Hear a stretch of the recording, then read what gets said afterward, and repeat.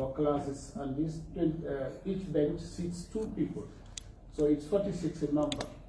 But the COVID regulations restricted us to having only 23 in a class. From that first model, if we have 23 in a class, it means we would need at least about 29 schools. We would definitely have to do what we call a complex model. The complex model here would refer to those who have to go to school perhaps 3 days or 4 days in a week, and they need to alternate. Otherwise, some students will be there without access to a teacher. And then you also have those that will be doing double shift, 5 days in a week in the morning, and some going 5 days in the afternoon. But there will be some schools that would have the luxury of going to school from Monday to Friday without interruption. They would be going to normal sessions based on that. So we were looking at funds, how to accommodate that, because there will be some also that will be housed under trees, because we won't be able to get the classrooms to accommodate. In a situation where a class ordinarily was 60, that class will be broken into 3. So it means you need to look for classrooms for the other 2 classes that will be split over. So just in a summary, to have an idea of what led to this kind of model and this need for the COVID-19 allowances. But we got the 15 million from finance by December when we requested for the money, and also requested for the data from the schools and from the regions. So we were able to pay about 90% of that amount to teachers in the payment of the December salary. So the remaining percentage was what was being processed in January to pay for the others whose data were coming. We had a challenge in data, I must admit, because as we collect data from the regions, we also need to verify that data as per the model that we presented, based on which the funds were provided, to see whether the people we are paying really have to be paid based on that kind of model. So that verification process is tedious, and it takes time looking at the stretch of the country. So when we were able to process the first payment that we verified, about 90%, and the second payment, which was due to be paid in January 2022, that's last month, we did also process that. When it was processed, when it got to the payment point, which is the accountant general, there were some issues there. They brought it back for us to reroute it again, which we have done. We rerouted it. Unfortunately, again, it couldn't pass the test of time. That coincided with, of course, the close of books as a government procedure, and then also the overlap to the new year. So since the January payment couldn't pass time, it came to February. The teachers who spent time to teach on Saturdays, some were paid, some were not paid. So those who were not paid were really interested in getting their funds, and that was when DTU, as the umbrella body, started engaging government on this matter. So DTU had a series of meetings. It's for them to report when it's due, with my superiors, of course. And when we couldn't meet the time that was given by them, that's what led to this sit-down strike. Just in summary, that's what happened. Required to proceed on others. Okay, thank you very much for that. DTU, do you have any presentations to make or any? Yes. All right, good afternoon, Honorable Chairman. Thank you very much for giving us the floor. Let me say, when this saga started, we set up a task force because, as you rightly said, we know that contact time is very important, and the education of the children is very paramount in everything that we do. So at that moment, we set up a task force, and the task force was led by Mr. Esaso, who is the Deputy General Secretary.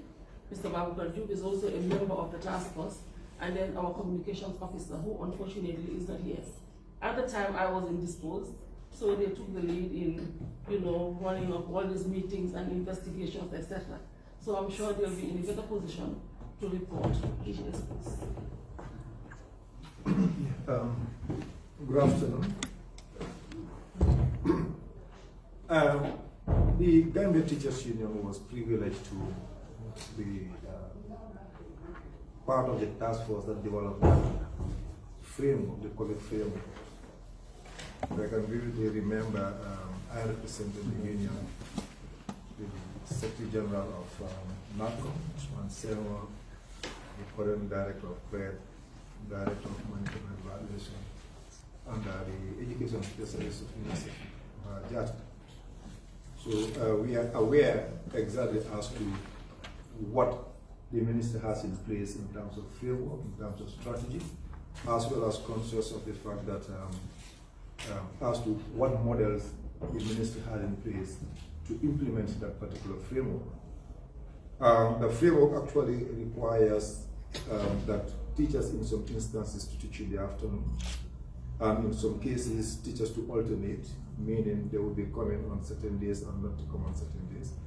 And in a worst case scenario, where both models are not sufficient, they were required to work for at least an additional day beyond the ordinarily sanctioned number of days that they are required to work. That is 6 days stretch, meaning Monday, Tuesday, Wednesday, Thursday, Friday, and in some instances, including afternoon. When that model was rolled out, we drew the attention of the ministry that it has implications, because working beyond what is required would require some compensation. So we went around the country to collect. In fact, before that, we set up a task force to meet the administration, and then decided to go around the country to find out from our own end as to how many schools and teachers, to be specific, were involved. And in doing so, we used our resources to support the process, which we did. Going back to the current saga, actually when government published its memo to indicate that books have to be closed, we engaged to express concern that to avoid any technical financial constraints and overstretching the 2022 budget, there was need for action to be expedited. But for some reasons, like the peers said, it couldn't be resolved in December. I guess when he said January, he meant December, when the books were closed on the 15th of December. At some point, when we followed up, we were informed and assured that whatever the case may be, the monies will be paid alongside with the January salaries. That was when we had to avoid almost two serious purported strikes that our members were pushing us through. So when the January salaries came and it was not paid, we demanded for answers as to why the promise could not be fulfilled. And that was when those technicalities came. So when we reviewed the situation, we felt it was beyond the ministry, and we decided to overshoot above the ministry and then engage the office of the Secretary General and as head of civil service. That no matter what the bureaucratic tendencies are, as head of the civil service, we urge him to use his good offices to make sure that the process is supported, expedited, and necessary actions be taken. We requested for an audience on the 4th with the Secretary General. Actually, we requested for audience on the 2nd of February. He sent in an apology to say that he was traveling with the president to attend the ECOWAS mission, and that we allowed him to until on Friday. That was how our on the 2nd meeting was deferred. The meeting was an impromptu request, given the fact that there was too much of pressure, because the teachers initially wanted to take the matter into their own hands and go and then go into the streets on the 2nd. So we wrote a letter and requested for 24 hours audience, which of course I know was misconstrued because it was seen to be unreasonable. But that was a strategy to at least assure the teachers that we are at a higher level engagement. So we had this discussion on the 4th with the Secretary General, hoping that on the 7th Monday something could be done. And then until Wednesday, when we had already communicated that without any assurances from his office, it would be difficult for us to convince our members, because we have been giving them a lot of information, communication from central government and at some level from the ministry, only to see something different happening. On Wednesday, we reviewed the case and sent him a notification. And that was when he called for an urgent meeting. Then we engaged together with the with AGD and PMO to be assured that the something was working. We sent in a memo to say that teachers in Region 3 and 1 must be paid.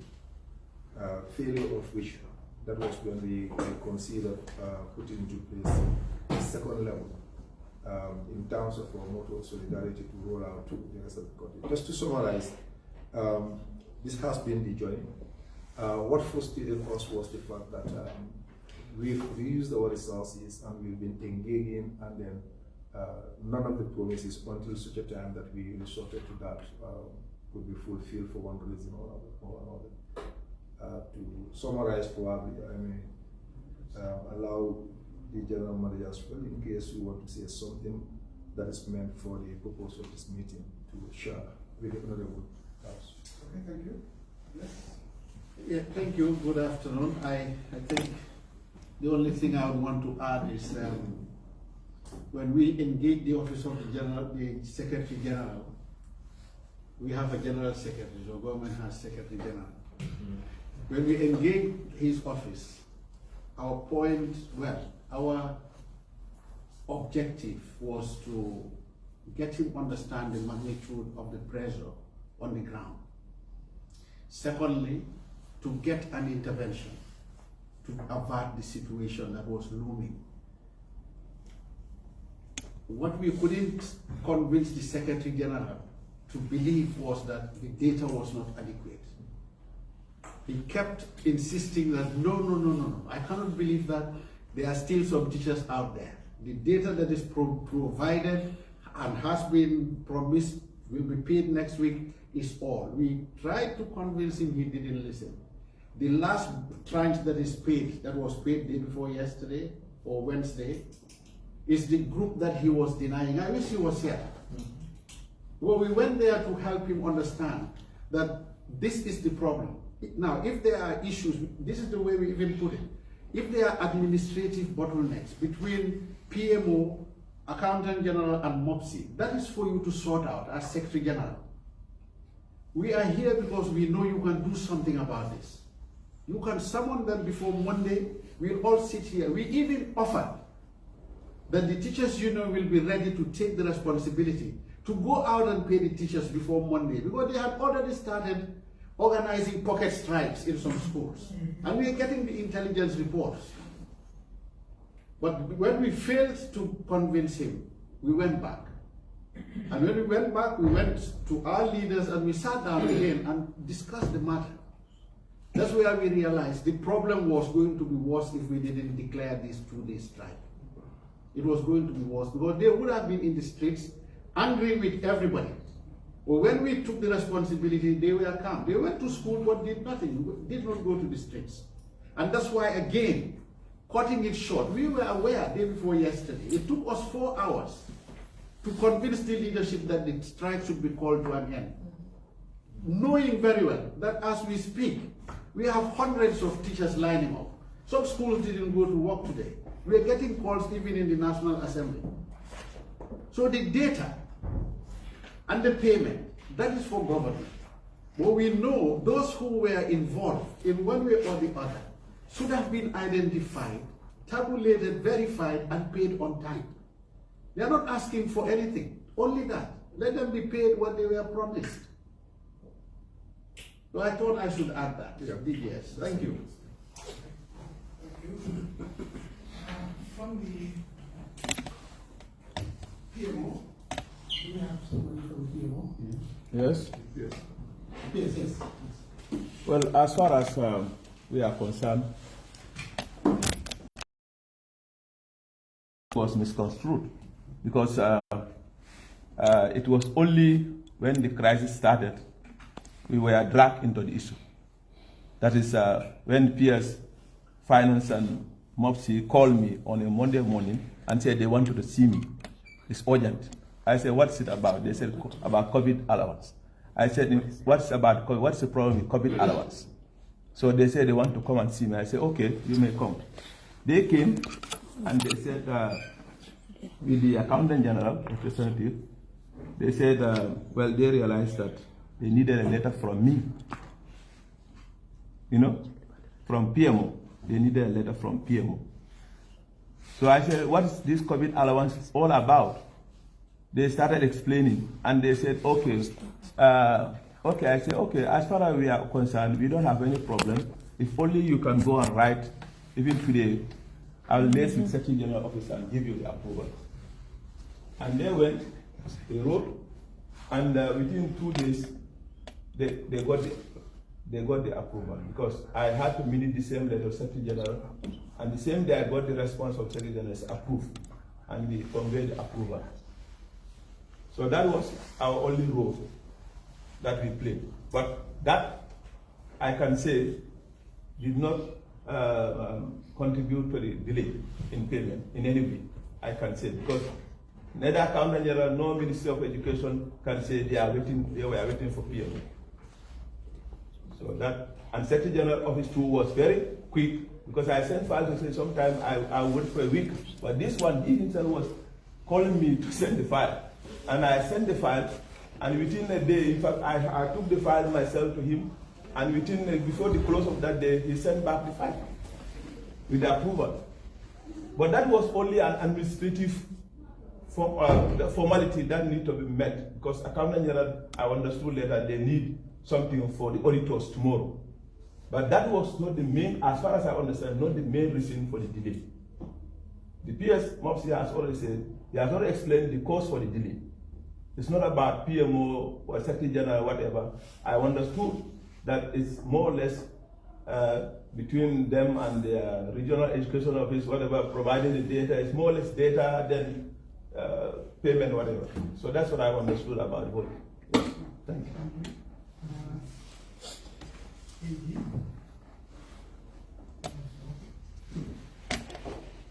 Thank you, Honorable Chair. Good afternoon, members and other colleagues. I think the PS, that is PS MOPSI, has explained the entire situation. And even for the Accountant General to effect payment, even where approval has been granted, you know, we must have correct list, correct data, you know, that should form the basis of pay.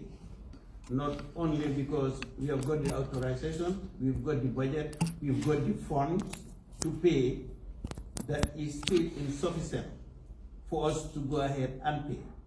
We must get the correct list, the appropriate rates, and the correct data to pay. I think the PS MOPSI has explained that.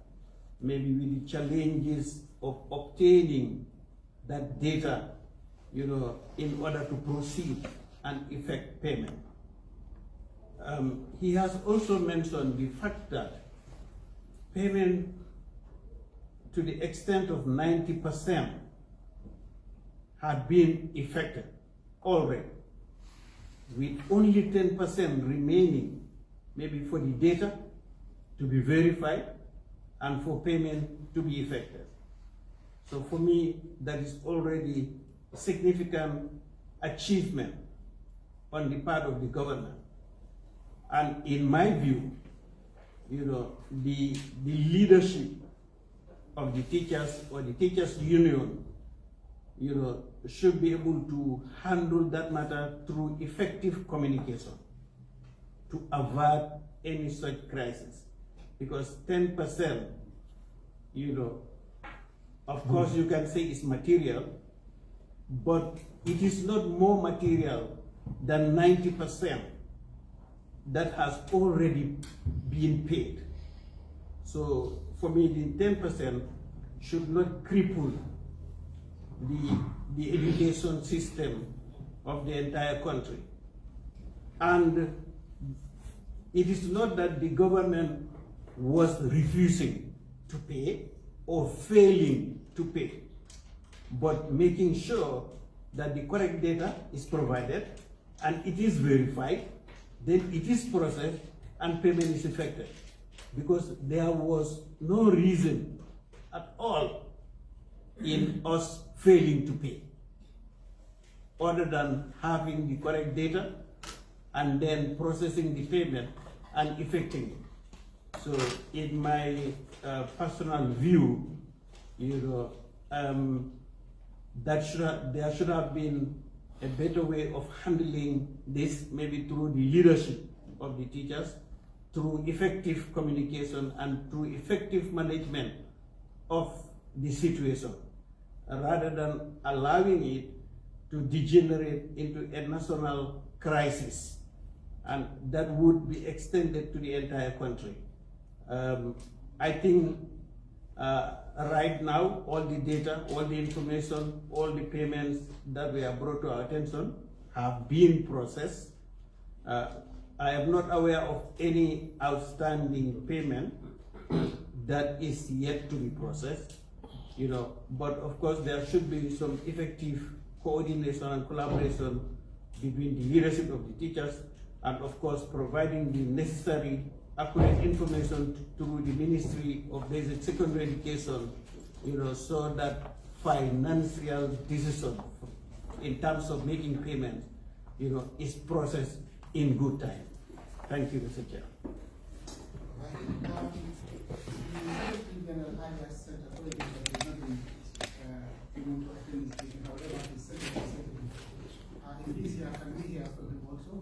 Yes. Yes. Thank you, Honorable Chair. Good afternoon, honorable members and colleagues. The teachers sit-down strike is a concern to the when the matter came to our attention to try by all means to bring all the relevant stakeholders to avoid. As it has been rightly highlighted by the Permanent Secretary, Minister of Basic and Secondary Education, the matter has nothing to do with government refusing to pay. This is basically administrative challenges in terms of getting the accurate data on time to be able to justify the need for the payment. So this information was not available at the time, and therefore the payments were not effected around the end of December 2021. So when the matter came to the Office of the President, we engaged relevant stakeholders. Yes, the PMO was engaged to work with the Ministry of Basic and Secondary Education to secure all the relevant documentations for the necessary approvals. And as PSPMO rightly said, the very day the letter was received at the Office of the President, it was approved. So with regards to the meetings that the Teachers Union had with the Secretary General, I'm not aware, but I can emphatically say that the Secretary General was really very much on top of things to make it so that this strike will not take place. Thank you very much. Thank you very much. Thank you very much for your presentations. Honorable members, if you want to seek any clarification, is there anyone who has spoken to? Yes. Oh, sorry. Correction. Taking cue from the AG's submission, the whole issue is a data credibility matter. So we can say without any fear of contradiction that nobody can say exactly how many teachers are involved. I guess this 90%, and I stand to be corrected, was the initial impression before we came to the matter of freedom of faith. Because the initial payment was 11 million, and the current payment is 10 million, about that. So literally that currently, with even simple arithmetic, cannot be 10%. Just to correct the fact that we are striking because of 10% of people. That's the point I want to correct. Thank you.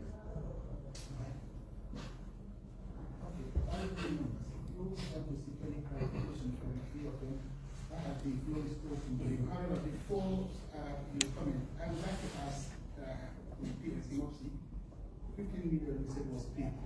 Was that the amount requested for? From finance, that was the, yes, what we did was we had engagement with finance bilaterally before we wrote our letter. When we went there, we were told that the 200 million was not all meant for Morsi, and therefore it was both Morsi, Health, and some others. So the things we needed to settle for the year, we requested for 15 million for the COVID based on the data that we got at that time to pay to those teachers who were involved. And that's the 15 million that they paid. And just maybe for the record, the principal director of account is here. The first part was paid in December. It's the second bit that was processed in January. That could not pass the test of time. But the first one was paid in December. So when we went back to get the second phase, as we collect data to verify, that was when it was brought to our attention that they needed some extra documents to authenticate why this money should be paid. And we'll all recall that there was no written document based on the bilaterals we had here in the House. As such, based on the model we both presented to the Ministry of Finance, telling them what the budget would look like because of the COVID, and also which we also share with this committee. But the second payment, when it got to the accounting general, they said they needed payment approval to say that this money must be paid. That's what warranted the involvement of PMO at that stage, because since it's allowance and they are the authority responsible, they needed that. So that's what really brought them into the picture for that at that stage. Just for a point of clarification. Okay. Thank you, Chair. Before coming to my opinion on the whole side, I have one or two questions that I want clarification. First, I want to ask GTU why the engagement was between you and the Secretary General, not directly the ministry responsible. Because this is not the first payment. An initial payment was done. But the second one, why the involvement of the Secretary General? And the same question will go to PM. Why the letter in the second payment when the first payment was already done? These are two questions that I want to clarify before I give my opinion. Thank you very much, Honorable. We have repeatedly engaged the ministry. We have series of engagements with PS alluded to the fact. Our information at some point in time, we had two explanations. One was, given the fact that we are out of the 2021 budget period fiscal year, technically speaking, it couldn't be considered in 2022. The other explanation was because there was no approval, effect payment, and those two issues are beyond the ministry. That was why we went to the Secretary General to inform him about the consequences and then appeal to his good offices to intervene, so that in the event it was a matter of the executive approval, he could impress on the president or do what is necessary within his power to do so. If it has to do with those technical complications, still it would be in the position to engage. That was exactly why we had to move to that level.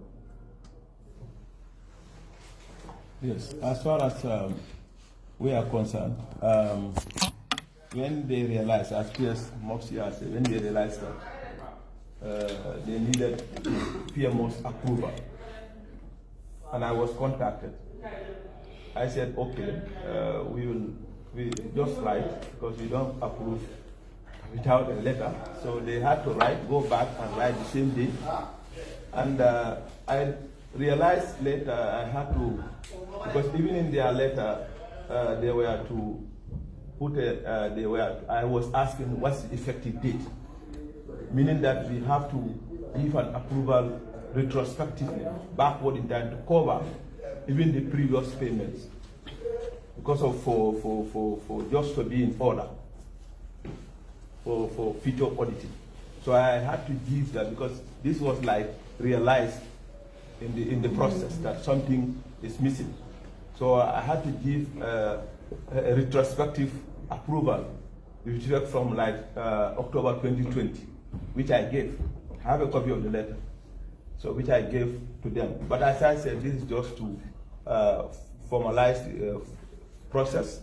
But while we were doing all those that, they were to go and make liaise with the accountant general to make the payments. Mr. Chair, if I can just to add to the clarification my colleague made regarding the why, because that's very important. We knew the Secretary General could call the PS MOPSI, call the Accountant General and PMO and say, let's do it now. Because unlike what AG assumes that we moderate the teachers and we give them instructions like a regimented army, it's not like that. The teachers are the owners of the union. They are our employers. They are in governance. So we work with them in a complex structure. It's not like giving marching orders and they follow. It's not like that. So we went to the SG also to involve him, to bring the stakeholders together so we could get there before the damage was done. Secondly, this is number 5 now, because he gave 3, this is 4. The 4th one was for him to understand that the second payment, first was December, second one was after January, because they were impatient now. They were saying, they promised us, in fact, GTU, you are now conniving with them, end of January. That was the second payment. But we were telling SG that second one will not be the last one, because we are getting information, feeders from Region 3, Region 1, Region 2, that a lot of schools were left out. And we were bringing this to his attention, that unless we bring MOPSI now, work this weekend, Monday morning this data is fully presented, this issue we cannot stop. We told him. Thank you. Yes, the question has been brought to my mind to raise that one. Sorry, let me just finish this one. It's about payment. There's another burning issue coming up. Question need to be asked and need to be answered. The allowances that have been paid. Some teachers don't know which specific allowance are they being paid for. Some will say it's a risk allowance. Some will say it's extra teaching days. Some will say just Saturdays that they have. I think they need a clarity in that. Honorable Chairman, if I can also bring my opinion, let me speak for the last. It is very clear, and I want to take it from there. GTU is just a principal factor, but not administration in the schools. How would it be a complete data of something, a policy that you raise up with your teachers? That we are in crisis, this is the modalities we're going to operate, and this is going to be the consequence. You don't prepare what will be the end result. Because all this saga is the big payment in bits. That's why I asked the question, why when the first payment was done, nothing like this thorough engagement was conducted, but the second payment becomes a problem. I know you admit, but data management and collection is lacking in the Ministry of Education.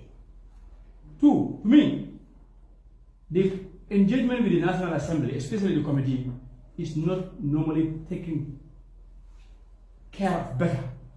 Because anything that we agree with you, if it is not a law, it's a policy that is binding. When we agree with you that teachers need to be covered and paid in that, from there should not be any breakage. All your strategies to pay in place and do your payment. This is my opinion in that is the lack of data management. Honorable PS, do you actually know the number of teachers you have in the field? This is just my opinion from a lot of committees can be discovered. But this is what I'm just trying to realize. Because all these things what they are talking about could have been done at the initial stage. If that is done, then they will know how much is paid. Because PS says 90%, 11 million. The remaining 10%, the second payment, 10 million. Obviously, PS is telling us that he doesn't know how many teachers are in the field that are affected by this COVID and need to be paid. Thank you very much, Chairman. Would you like to respond to that? Yes, quickly. If you ask me for the number of teachers, I can tell you the number of teachers we have across the country. And without prejudice, let me say that according to the model we share with you and share with them, there are people claiming payment today they were not supposed to be doing that. I said it here in my submission. I said the model indicated who is to be paid and who was not. But when we start payments, we started receiving different data. Some of them did not even go through the regional office. They came. I got a petition of 63 names from your constituency. They wrote to me complaining that they were left out. We verified as a sector, and also they did, and we realized that that was false. These are public funds that we need to pay out, and if the due process not followed by verifying it, I will be held accountable. And with due respect, I think, I admitted, and I will never shy from my responsibility, we know we have gaps, but that was not the main reason. If we had processed the second payment accordingly, by the time we finish, we would have been able to get further data. Like we are talking today, there are new data that is coming up from school, which they can tell. And we need to, if we go strictly by the model, a lot of them will not be paid who are paid today. And that was going to prolong this particular strike to the next month or even beyond. That is the difficulty. He will tell you he's the principal accountant. He processed all the payment. And they say we needed authority. And the authority we had was, it was brought to this highest body, and the approval was done, the appropriation was done, and it was left there. But when we needed the funds, it became a challenge. This is not the first time I'm reporting to this committee the challenges we have in respect to the finances. GTU themselves would have happily paid these monies even without coming to us so that later on we could pay. But we are indebted to them. And I brought this as written to finance. You say they will uplift our bodies. And we are still struggling. How would we proceed? That's the challenge. I'm not saying we are perfect in data, but I can tell you that was not the main reason. That was not the main reason. Thank you, Honor. The type of It's COVID allowances. Oh, yes. It's COVID allowances. Because they are paid in respect to them going to teach on Saturday as a result of COVID. Prior to COVID, they were teaching normal. Nobody was subjected to coming to Saturday except those who did it on pollution to assist their students. But it's only the COVID that warranted these payments. So the best name for it would be COVID allowance, not Saturday class as such. Because if we say Saturday class, any school that decides to teach on Saturday, which we have a problem on now, and that's the reason for some of these new submissions we are getting, we will be entangled. So it's COVID allowance. Okay, please, your hand was up. Yes, just to clarify that year end, is for reporting, accounting purpose. But it doesn't mean that obligations will not be honored once the year has ended. An obligation is an obligation. Where it is outstanding at the year end, at the closure of the accounts, then it is carried forward. And then it is addressed in the subsequent year's budget. So that is not a constraint, and that is that is not supposed to be taken as a threat, against anybody's obligation. Because an obligation is an obligation, and government will not fail in its obligation. Thank you.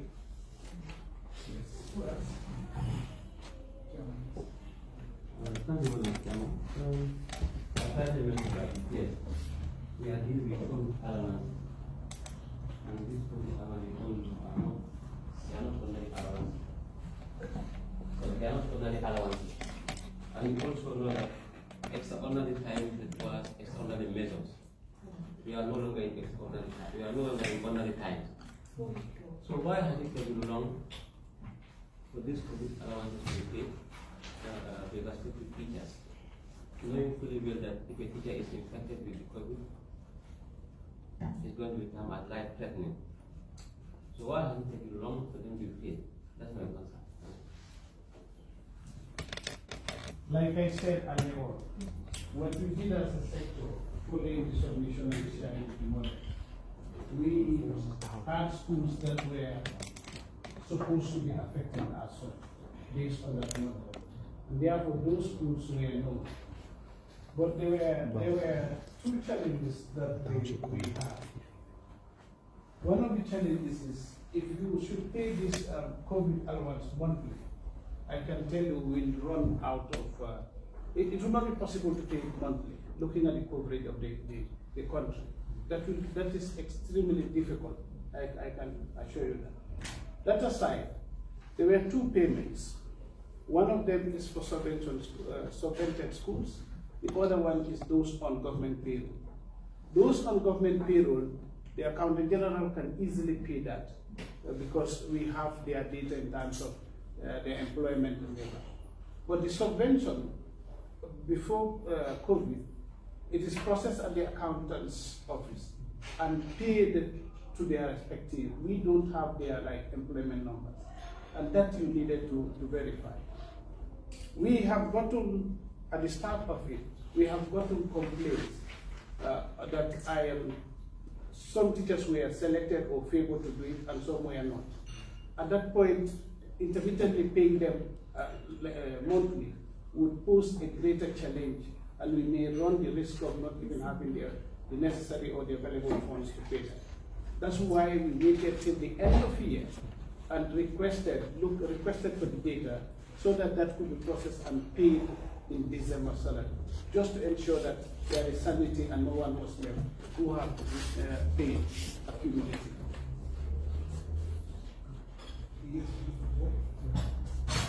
Yeah, thank you, Pierce, and from DTU. My question essentially is along the lines of who was responsible of what in terms of data collection and verification? Because you have the regional offices, that in my opinion they should know what the individual. You also have cluster monitors that goes around the clusters, you know what's happening. So where this will not engage or part of this data collection and verification before it gets to here, because if they are at the regional level and they're also going around monitoring the schools in their clusters, what exactly, when was the breakdown? Because for me personally, I thought they should be in a better position to know what's actually happening in those regions and in those clusters. So where was the actual problem? The data we got from our cluster monitors is the one we processed.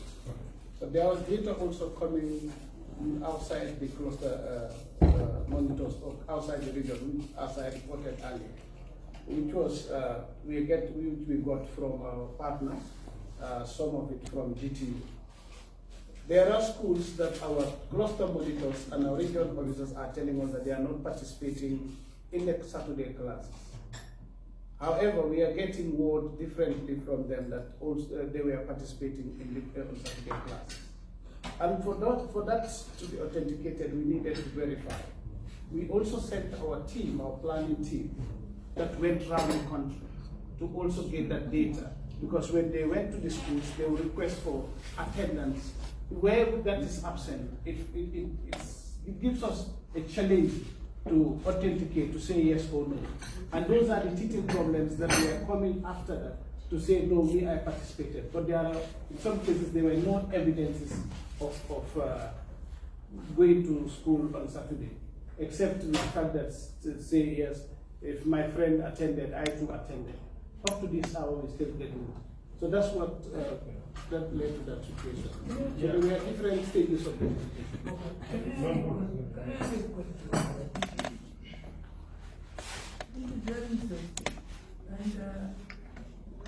It is very complex.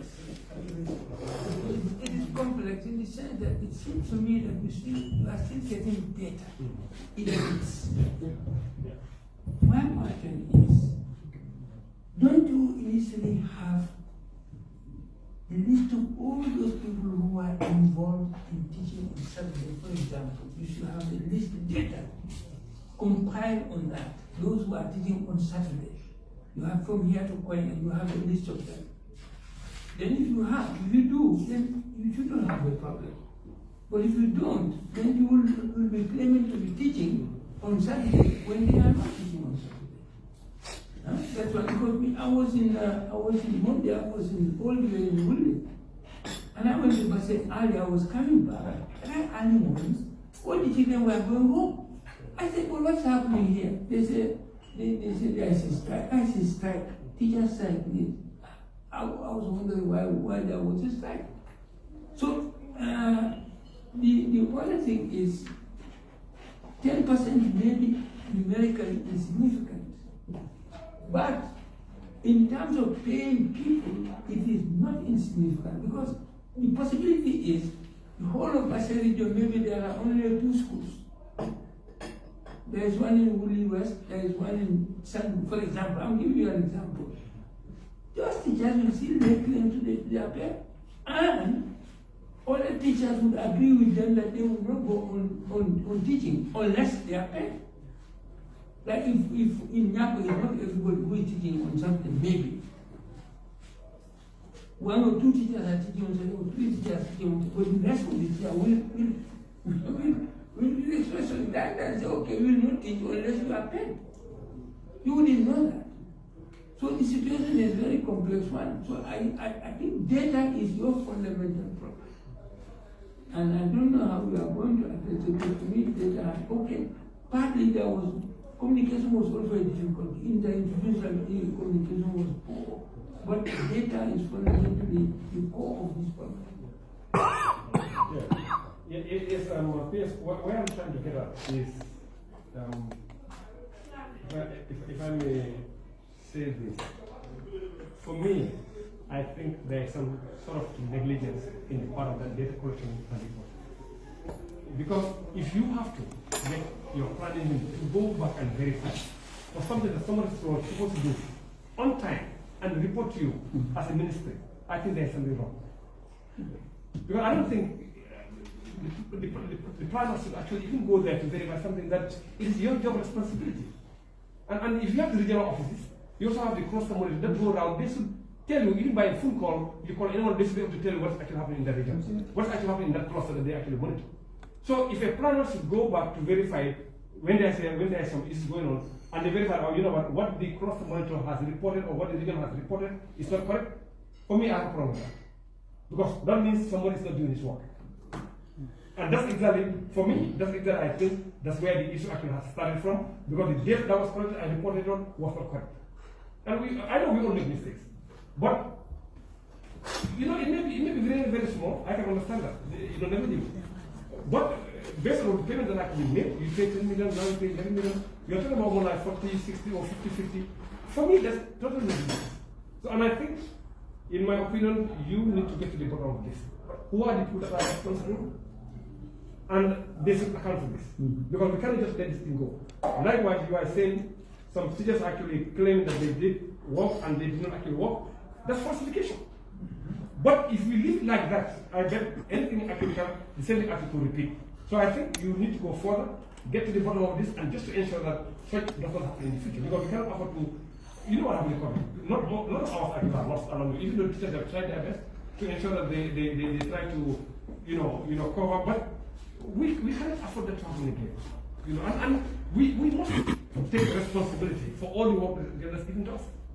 And unless and until we do that, we are accountable for our work. We're going to continue to have problems like this in this country. Thank you.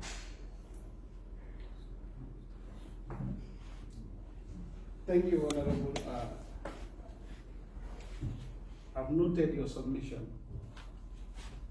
But like I said, even in the school system,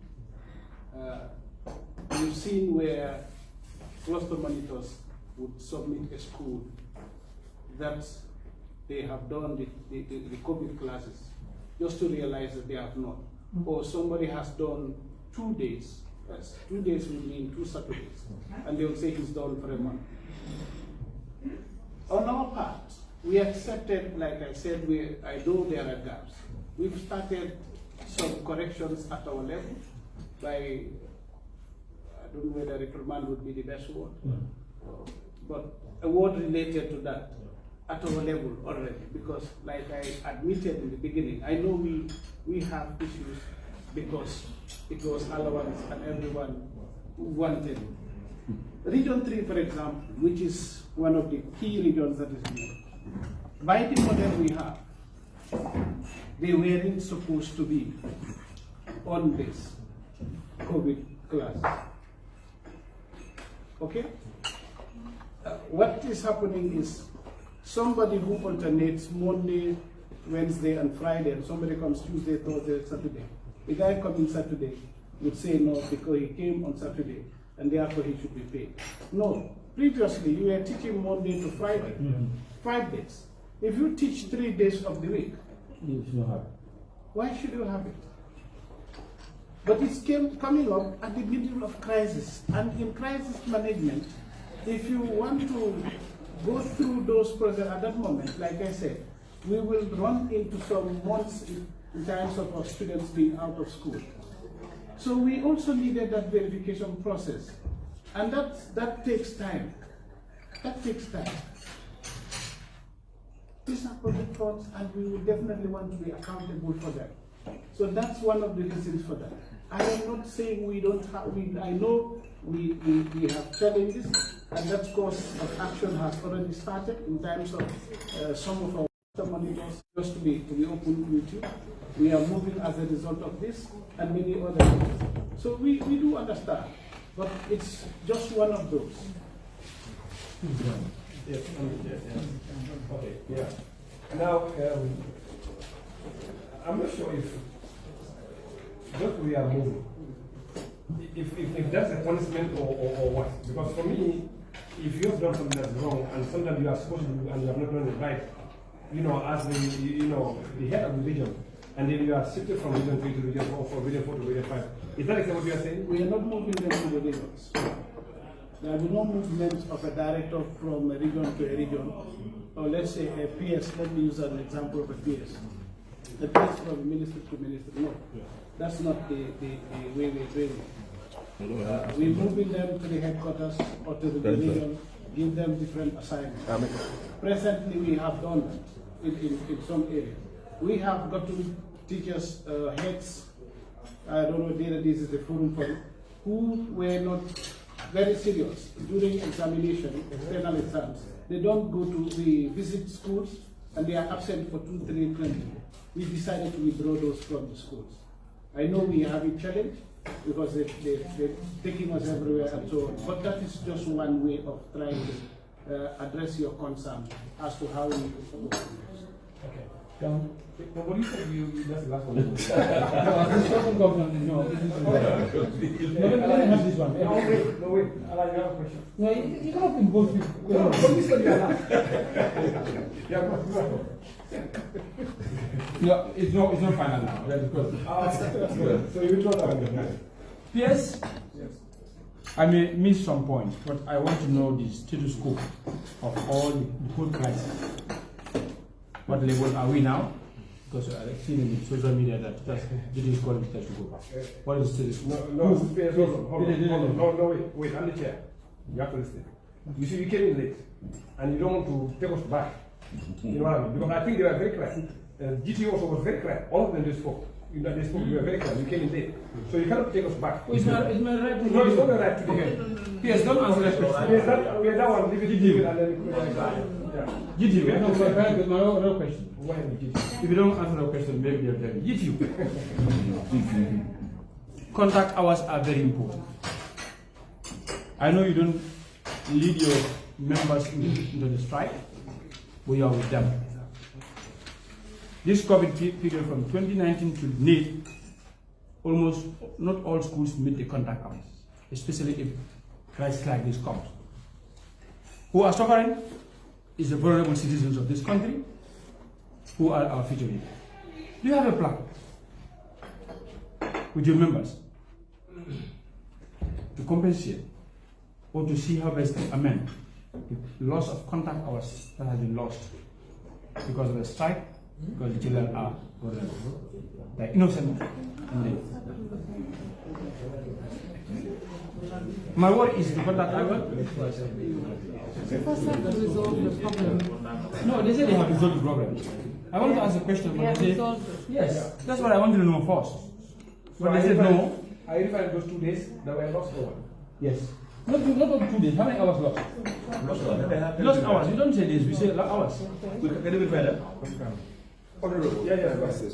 You see, I think we don't have to get to the whole level because the teachers apparently have been and continue to engage very well and are using their precious moments to. In fact, I can give you a list of schools where, apart from the teachers are engaged, not only on Saturday but even evening classes free of charge. The commitment is there. To be honest with you, the commitment is there. We have no doubt about that. That was why late at 8 p.m., even though the communique came late, but quite a good number of them respected even a mere second-hand information that they need to go back to school and prepare to it. As far as the union is concerned, I'm not sure whether you are privy to all the communications we shared with the minister, and we can avail you, Honorable Mr. Chair. And Honorable Gassama will confirm that not only about this, but we have been sharing our communications to the Senate Committee. We are very much conscious about the importance of this one. So coming back to the point, the model is there, the schedules are there. There is no doubt that was exactly what the teachers were saying, that something, what needs to be done must be done so that they go back and forth. We are very much conscious about the consequence because the exam is looming. Gavega is just, this is February. In March, we'll start winding up. So we are aware. We are definitely aware and we are committed to do that. The ministry, in terms of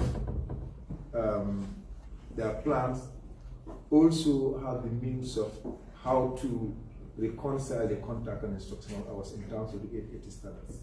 So that is for the permanent secretary to work around. But like we said earlier on, if all went on well at the beginning, we have gone to a point of even wanting to commit our funds to avert the situation. We wouldn't have gotten to this level. But like P.S. Riley said, due to some questions that need to be answered in terms of financial obligations that need to be fulfilled, we couldn't go further. This union has continued, the PS will tell you that, and up to this moment, we are willing and we will never relent to support this sector. Like I said in one of my interviews, we are parents, we have our kids going to school. Honestly, that was why in one of our interviews, we apologized to the parents. Say we could not do anything otherwise, but we are conscious of the implications of this action. Honorable Chair, can I dovetail something to that answer? Yeah. This meeting is definitely about COVID allowances. And to be honest with the PS and every stakeholder here, we should confine it to COVID allowances. This is the peak of, complaints about allowances that have either not been paid or not been paid on time. I am not a Facebooker, but I know those of you who are can remember terms like hardship allowance. You can remember, this is becoming a recurring decimal, that every year we will have a particular payment that is withheld. For some reasons, it will not be paid on time. It will drag until now we have started feeling that we are even having splinter groups that are being aided by this reluctance by government, I will say in general, to pay on time their obligations. Now we have teachers for change. A result of allowances not paid on time. Now we have a task force on COVID allowance, which is institutionalizing themselves, and now they are even responding to the peers, which is scary. We have the other one, NTE, no teacher exploitation. These are all teachers groups that have 13, 14, 15 WhatsApp groups that are full of disgruntled teachers. We are very, unstable at the moment. This instability is worse than the loss of contact time. And PS has mentioned something in passing. I think there is a need for you to meet in our absence. PS is facing challenges. Maybe, I don't know, I'm not your spokesman. But when you were asked about the cluster monitors, I was going to think you will mention that they do not have mobility to move around. Do they have motorbikes? I don't think they have enough. And even fuel. So, I mean, the data is not collected properly. That's the reality. So I think there are problems. This is my view. I thought I should add to what Mr. So said. Sorry. Okay, that's fine. Okay, I just want to add my voice to what my colleagues just said. To say the last time Gambia Teachers Union called up a strike was in 1966. That is when maybe some of us were 2 or 3 years old. So to call up a strike in the year, to call up a strike in the year 2020, 2022, and that is, it happened when we were 85 years old. And I'm sure we all know that the problems were there. And as a union, we have tried very, very, very hard to suppress those problems, to see how best we can find solutions to the problems. And for us, we did everything we possibly could, because people have traveled from the sub-region and from Malawi and Uganda and all over the place to come to us for best practices, because they have always been asking us, how come this is not happening in the Gambia? So for us, we tried very hard, because we did not want to call up a strike during our time. But now we are in the history books that it has happened when I was General Secretary, when he was Deputy, and when he was General Manager. So that is why we have been engaging all the time. But then you and I know that the generation of this young generation with social media, the way communication is completely different from what happened when we were in the classroom teaching. And at some point, it got to a point where we were almost losing our relevance, because as DJS rightly said, and Mr. Ju, pockets of internal sit-down strikes, and the pressure was mounting so hard. And if you also know how unions work, you will know that the members, whatever we do, we're doing it on behalf of the members. They have a voice and they say, jump, we have to say how high, but we will try to educate them. We have gone round. Just recently, we trained 420 teachers, talking to them about roles and responsibilities, as school representatives, etc. So sometimes you don't want to do certain things, but once they start taking the law into their hands and having all these pockets of, sit-down strikes, and we were afraid that if we did not do something, it was going to be blown out of proportion, and they were ready to go out in the streets. And I know what would have happened if they had gone out in the streets. So honestly, it is not in our interest to call up a strike. It took us forever, as Mr. Ju said. We were there for 5 hours trying to debate as to what to do. It was not easy. It was not easy at all. Okay, thank you. Yes, Mokti. I want to know how many teachers right now are paid with this COVID, and how many are not paid?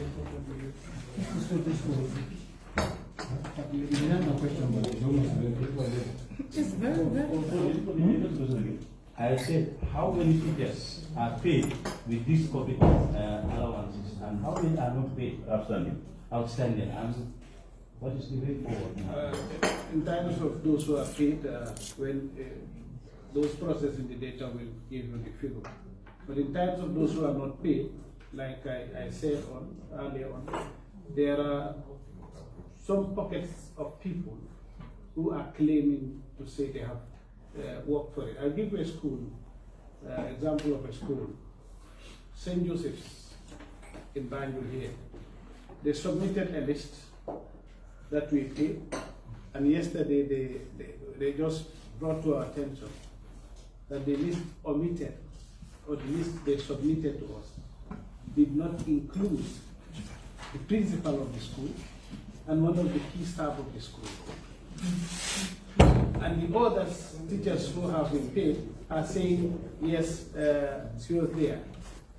How do you handle students like that?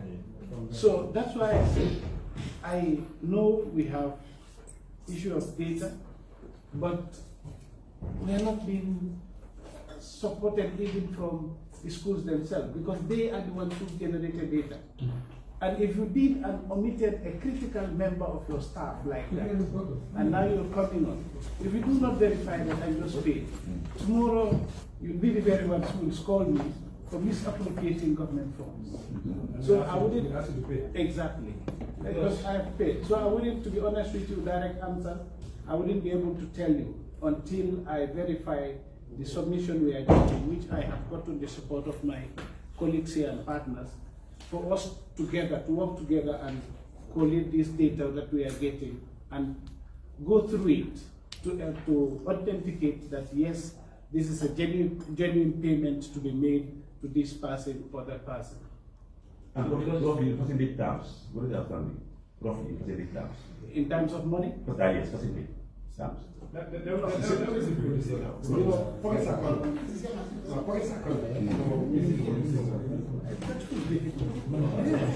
Because I don't want to give you figures that will not tally with our collection at the end of the day. Even they will tell you, even the ones that they've gotten from their own members, their members are coming back to them to say, we omitted this morning. I'm sorry, I just went out to agree. I thought the regional offices, they should be in a better position with the closer monitoring to supply with this information.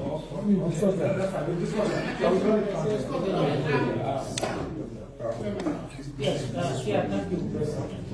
I think we have to thank all the relevant stakeholders being present here. And this meeting is a very important meeting because we all know what education is, and we all know what strike is too. It's really, I felt it when Honorable Mona is talking about the last strike that they experienced in 1980. 60. But these are things that will happen when communication is not effective. My recommendation that I have is for AG, unfortunately he's out, but somebody might hear for him, is we have to prioritize issues. Education should be prioritized, particularly welfare of teachers and students should be prioritized. Whenever requests are made, we need to ensure that we respond quickly. Because we live in a situation, teachers' issues are always volatile. I was a teacher before, I know. And now we have different brand of teachers in the field. These young teachers, you understand? Mr. Duke knows. Now you have thousands of Suleimans in the field. Before you have one in the North Bank, you have one in the South. But now everybody is conscious of what is happening. So, they in fact manage the situation very well. I didn't mean they did not declare this something else could have happened. So, but at least we need to, from the Minister of MOXI, from MOXI to AG, we need to communicate effectively and try to honor requests. If they are lately paid or they are not lately, they are lately processed, it could lead to something. So look at the contact of us. So I think today's meeting is a very important meeting. All the stakeholders are sitting down, and as you also said, you recommended that they could have money. But like, for example, there's a proverb in our language, these are the four that are wall or anything.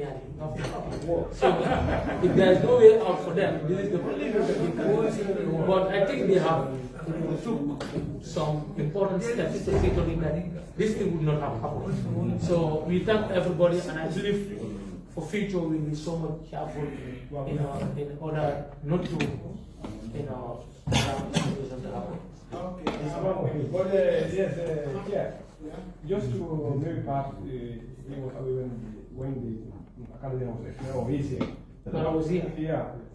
See, what happened is, in terms of payments, they're facing us at FPAC, and we are very, very particular about making any payment without incomplete information, incomplete documentation. And we are very, very particular about that. We have a series of issues, and he knows, and his team, that they cannot process any transaction if the data is incomplete. They cannot.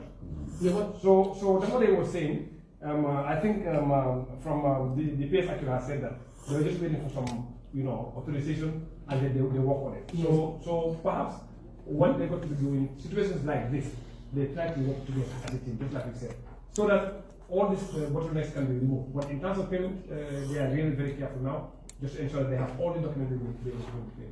Yes, but as much as they need to be very careful, empty bags cannot start. Right? We can do that.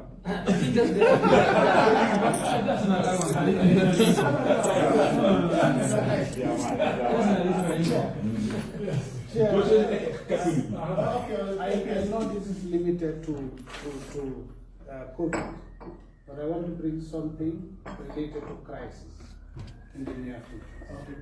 I did inform this committee last year when you asked me the question, what is your priority or what are your priorities? I mentioned work obligation 3 to 4 times, if you could recall. Now we have got an indication. The chairman used to be a Gambian, our former boss, PS Boy. Now it's a Ghanaian who is there. We had a meeting in January, and he came up with some revolutionary action, which we will deep up in March. There is a council meeting in March, and for the first time they are saying face to face because some decisions will be taken.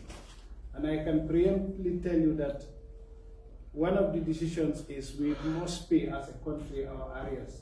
At least initially they put 50% of our arrears. It may interest you to know that our work arrears alone is over 11 to 12 million dollars. Just work alone. Sorry, dollars. Yeah. Dollars. That is for headquarters. If you talk of 50% of that, you're talking about $6 million. That's over $350 million. That is just for headquarters. We have local areas as well. This is just one of the GTU that is here sitting with me, who have been supporting us in the past. We owe them over 21 million. It's 14 million as reconciled up to this hour. Gamtel, they have disconnected us. QCell, they have disconnected us. We owe them also in millions. And this is something we summarized and shared with the Minister of Finance since last year. For work fees, if something is not done, we may not likely have the conduct of both Gabeke and WAS this year. Even Nigeria last year were attempting to act otherwise, but when the other countries agreed on the date, they decided to join because of the expenses involved. If Nigeria big brothers are afraid of soldering exams on their own, I wonder whether Gambia can do so. I'm bringing this so that you understand the difficulties we have as a sector. Yeah. Every day we knock at finance based on our cash flow. If we could be getting what we submit, it will go a long way to help us honor some of the payments, which would have even helped GTU to have paid these teachers on our behalf, and we will now be working with them to have, the problem wouldn't have existed. So I want to bring this to the committee to see what can we do or what can we do for us. Because we have challenge in terms of finance, and we must accept it. When we were opening schools, we had a budget of 80 million for face masks, just to be told that government cannot honor it. It was a nightmare to pay for those things. Our names were in the social media in some places, but those we contracted were constantly coming to the ministry saying everything. You get to the World Bank to redirect some of the funds, the issue of credibility, the issue of trust comes into play. This was not a planned activity. Why should we move this funds to this? I want your intervention. Otherwise, as a government, as a country, we stand the risk of not sitting towards exams. I've written a correspondence to that after the January meeting to the Office of the Secretary General, which I copied the Ministry of Finance, for them to be in the know. But I have limitations. It's only when I'm given the finance that is required to run that sector that I can run it. And I think we have tried as a sector to do our best within the limited resources. That's one of the reasons that led to this teacher strike. And like the GTU has said, you have gotten quite a number of pockets of these people now, and they are bent on not changing for anything less than what is required for them. So that's my submission on the Chair and Committee. Yes, Mr. how many, Yes, how many, why, how many? $11 million, that is to headquarters. And we have over... What do you mean, headquarters? That is Ghana. For the conduct of the exams. The printing of papers, the DHLing of all of that. Because government pays for every candidate exams, and that's the cost. That's why it's costly. Everything that the children go through, government pays for. But do you have that in your budget, your annual budget? Do you factor that? Thank you for reminding me. I'm sorry, Chair. Thank you for... No, you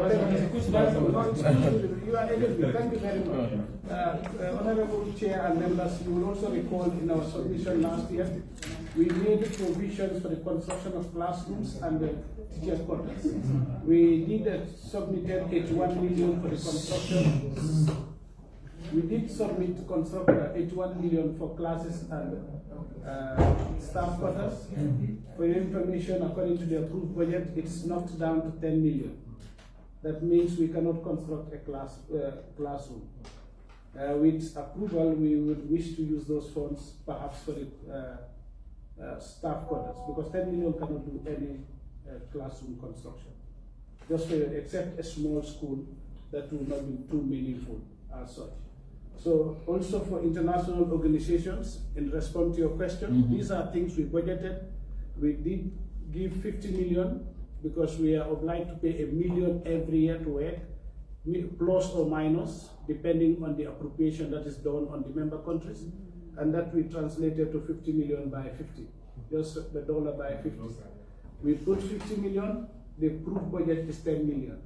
So this is how this has been accumulating since 2004. Yes, since 2004. So the entire budget that we owe as a sector is over $700 million. To work? To all our areas. It's over $700 million as a sector. That's the indebtedness of MOPSI. Yes, on the budget for this international organization. The budget you have there is for the current payments, not the areas.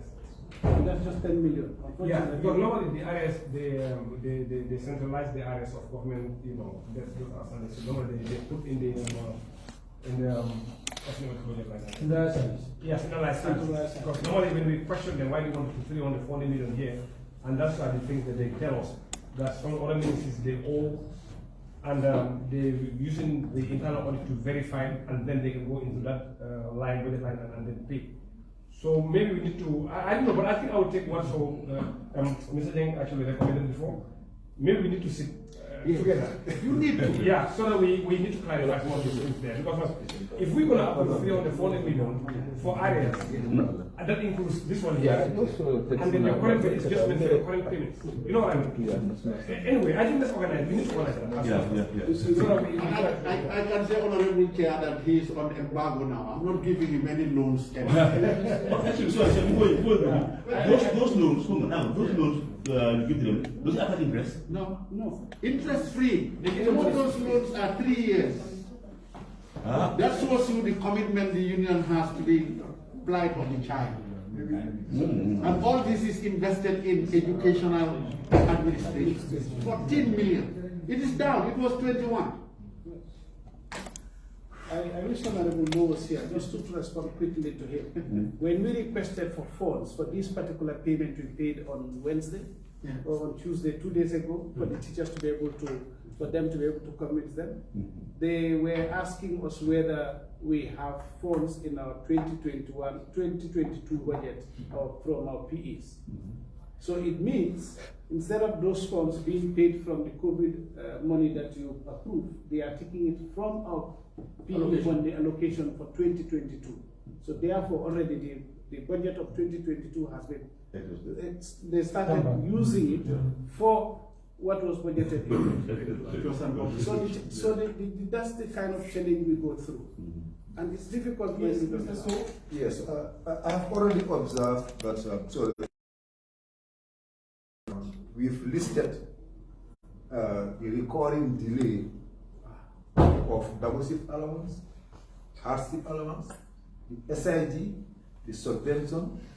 The last January subvention was paid, the teachers were paid as I think the 2nd or 3rd of February. 1 week after their contemporary received their salary. So these are the things we started listing. When it comes to double shift, we have to go around all the 9 years. Hardship, the same thing. SIG, the same thing. Last year, what happened? The SIG for third term was received the following academic year. So these are the things we listed, and this was the climax when we said we are fed up. This is important for the record for people not to limit this actual action to only the COVID, because we have been having series of issues with the ministry up to this point, and we couldn't hold it, and we had to resort to this action. This is important for the record as well. Thank you. Yes, please. Yes, thank you. Honorable Chair, I just wanted to make some clarification, because both the PS, MOPSI, and the Teachers Union have made some reference to the fact that they could have gone ahead and paid, to avert the crisis. But that is not possible. Because how would they pay if they don't have the correct data, if they don't have a correct list? As I said, you will have the funds, you will have everything, the budget, the funds, but you cannot go ahead and pay because you don't know what you are going to pay. So the issue is not restricted to lack of funds. The funds are there. So they could not have gone ahead and paid who? That is not possible. So I just wanted to make that clarification. Thank you. My statement. We were not referring to using our funds to pay. We were informed during that meeting with SG that January had been paid. This could only be paid in March. He mentioned, we have the minutes. He said we can now only pay in March. We said no, God forbid. This thing will explode. Prepare the payments and I will drive to the schools and pay them and neutralize it. Not for us to use our money. That's not what we meant. Okay. Who said that? I said no. I suggested to him. To who? To SG.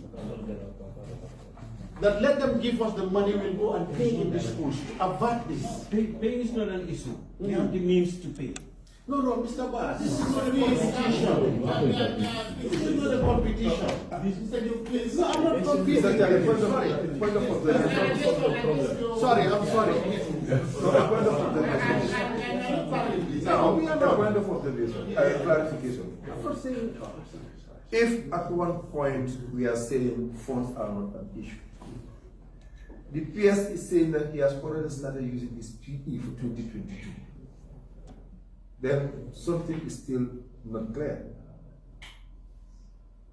The PS is very clear that he is using his 2022 PE, and one of the implications of that is that salary could be short. Or the allowance of the teachers could be affected towards the end of the year. No, that's from my layman's point of view. Because this is why, like Mr. Yu said, Mr. Chair, if we limit the discussions to this particular issue as per the invitation, and we looked at the sectoral and government, whatever the related issues at your level, that would be very good. Because here in our own case, we have $14,759,779.29 that they owe us. And we have gone to the point to say, we are not giving them a single dime anymore. In fact, the teachers are insulting us for using our monies to fund ministerial services. They are insulting us every day. And the PS knows the consequences of not coming to us when the need arises to support their services. He knows that. He knows that. I wish he said something about that. And these are not going to be held. These are the financial related issues that I want us to we just flag. Probably we don't have the answers here, but at government level, I think you need to sit together and look at these things and provide with each other. Because it's healthy, this is the beginning of the year. Thank you. Yes, Mr. Chair. A budget is a budget. Budget is a plan. It is different from the funds. If something was budgeted for in 2021 and the year has ended, technically, by law, that budget lapses on the 31st of December. So any payments subsequent that has to be made, they have to be made this year. So using his budget, 2022 budget, to pay for something, an obligation that is outstanding, is in order. Whatever budgetary implications that may be faced would be addressed, because there are means of addressing them through environment, through supplementary association, appropriation, and so on. You know, those tools are there. You know, the rules and the public finance rules and regulations have made provision for that. It doesn't mean the bank account is frozen. It doesn't mean the balances in the bank account are frozen. So that should not be an issue at all. Okay, so I don't want to derail this, but from experience, this is my second year in this ministry. And from experience, we have never fought for the addition of MOPSI in the appropriation, the supplementary, that have never worked out for us. And when we request for cash plan, we continue to see the same amount over the period. That is going to hinder our process. But there are always the same kind of promises. I know there is will, but when it doesn't, it will end up in that same cycle. I understand his submission that it could be taken care of. But with us, when there is delay, that's what will likely result to. And that is why we are bringing it forward, so that we are conscious about it to avoid future problems. Just one thing about this supplementary appropriation. I remember last year we were talking about it. I think what they wanted was not actually part of the supplementary appropriation. But you know, those things are approved at the level of cabinet. For us, we can only deal with what is actually present. Which means if MOPSI's name or amount is not on the supplementary appropriation, there is no way Parliament can do anything either. However, we have a particular minister or ministers that actually follow the money all the way here. And they end up getting what they want. Because sometimes the Minister of Finance can convince you, but sometimes they cannot convince us. And then with the assistance of the other ministers, they are able to get to. I can give an example where we were able to give an extra 100 million. And he stood in the floor and said, if you don't give me this, you know, I don't need to go on to that. But sometimes you guys have to take another step. Like to follow the money here with your minister, to come and try to defend really what is missing at the level of cabinet. Then we will be able to do something together. If you understand what I mean. So let's take it another level, and then maybe we can. I'll do a quick one. Supplementary is supposed to be institutionally informed or driven, not sector-led. Because what is happening is, if they decide for sectors, a few sectors that should get the supplementary, then it becomes a problem. Before you bring supplementary, what is expected is that sectors should have been consulted to say what were the issues, and then you tabulate that, and that's what is brought forward. That is what we, but we've never been written to. The year before, we complained and nothing was given. Last year to the same, and we have limitations. That's the challenge. I'm really surprised. I don't want to talk, but it's like I have to get upon myself. And I know a lot of people in the ministry. I said we have a supplementary appropriation, Minister of Basic Education. And for some of us, when we took up the floor, we said, why Mopsy did not get that? And I asked somebody in the ministry, what are you people doing? He said that you don't have problem.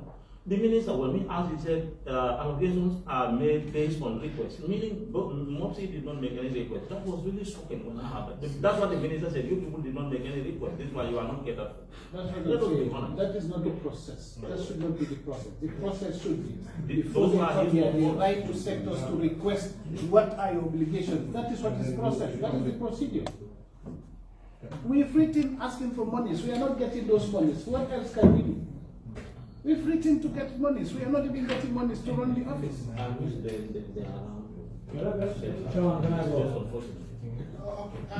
No, we are talking about that. No, you have done one. No, hey, the last one.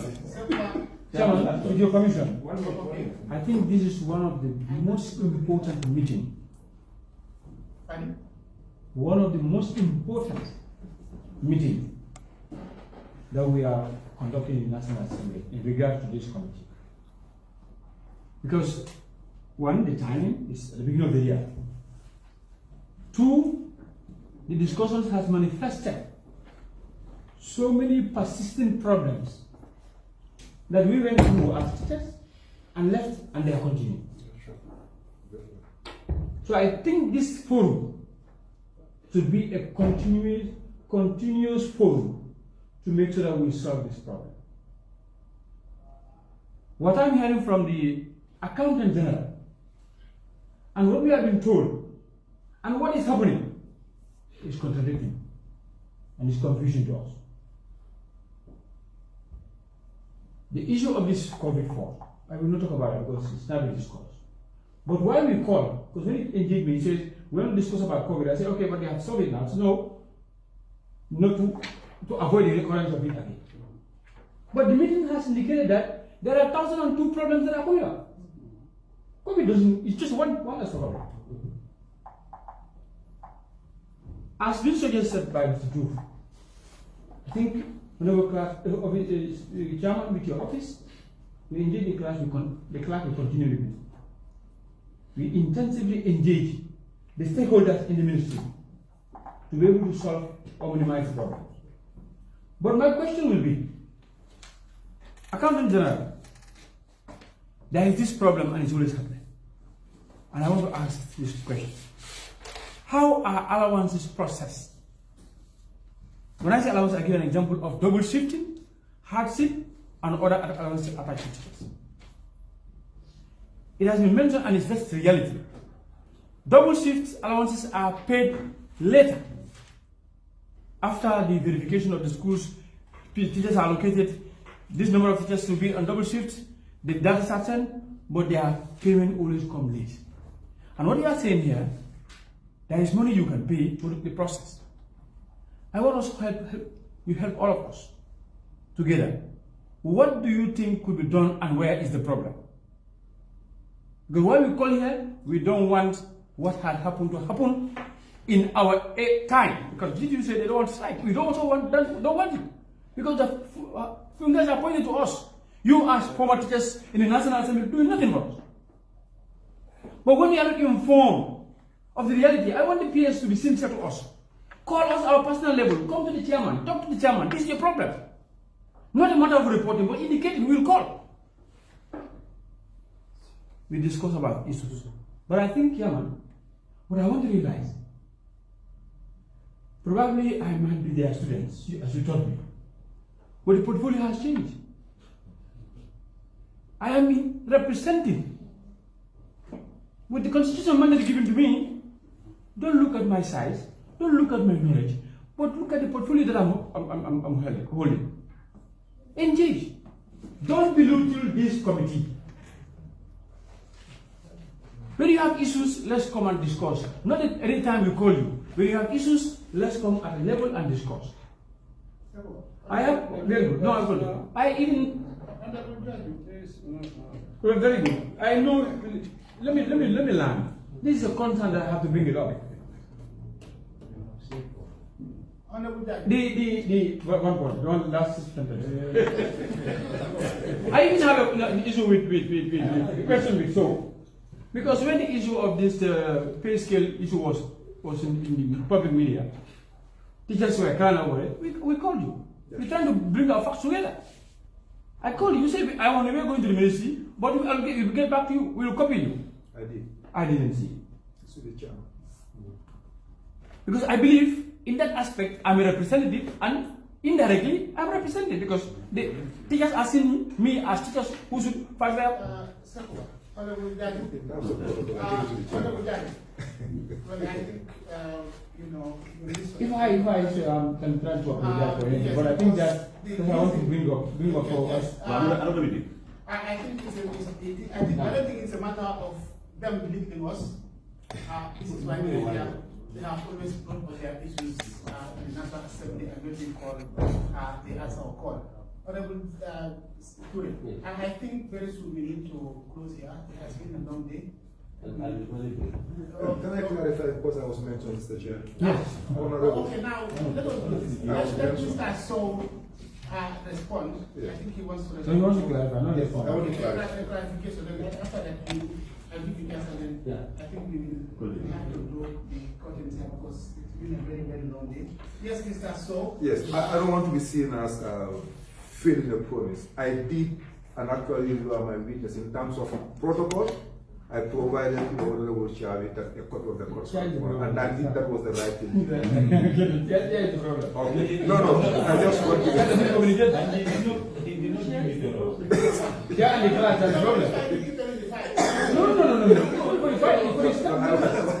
Yes.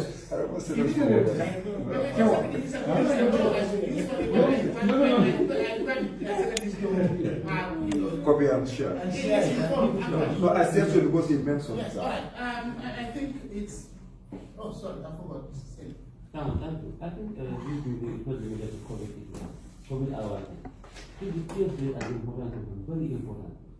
That is about the children who cannot take in the exams. That's very fundamental, number one. Number two, Mr. Duke also raised something very important. The recalling delay in payment. That should be nit in the board. That should be nit in the board. That's what we have. We can't be having it all the time. That's what we said. What is the way forward? What is the way forward? That's important. That is what we are coming to. Okay, but before, yes. Now, why are we having it all the time? Why? Now, let's take the action point. Yes, let's take the action point. And now I would like you to, I've started with this, please. I think we need to prepare for, you can do that now so that we have the records here. These are all the outstanding issues that you have in the ministry. Yes, or you can also send it to the office of the clerk if you don't have it right now. I do, but let us send it formally with a letter so that it's also on record. Exactly, please do that for us. And then, before we close, I think it's important that before we end this meeting, we can move forward. I think we need to put out some action certain points, very recommendations. I think we do that together before we close. Otherwise, I mean, we'll be meaningless. We cannot just come here talking all day and then we will go with us. So we can do that. So can we do that together? Recommendation, you suggest that? Recommendation, May I guess? What we requested from the PS? Yes. To formally write yes. some to you, office of the clerk. Yes. Mr. Chair, I don't want to look any important here. No one can be important in the presence of the Honorable House. No. Everybody is important here. But I want to emphasize something. 𝗓𝗓𝗧𝗛 is the 6th permanent secretary I've worked with as general manager of the Teachers Credit Union. We have been having arrears, but they were having means to liquidate the arrears as we were going. Even though my cousin here has said he has means to pay. I have given you 14,700,000. This should now be 15 million if I should put together what government owes me. I didn't even want to say this. Just this afternoon, I pre-finance the sports and whatever independence tomorrow. That is the backup we were giving MOPSI.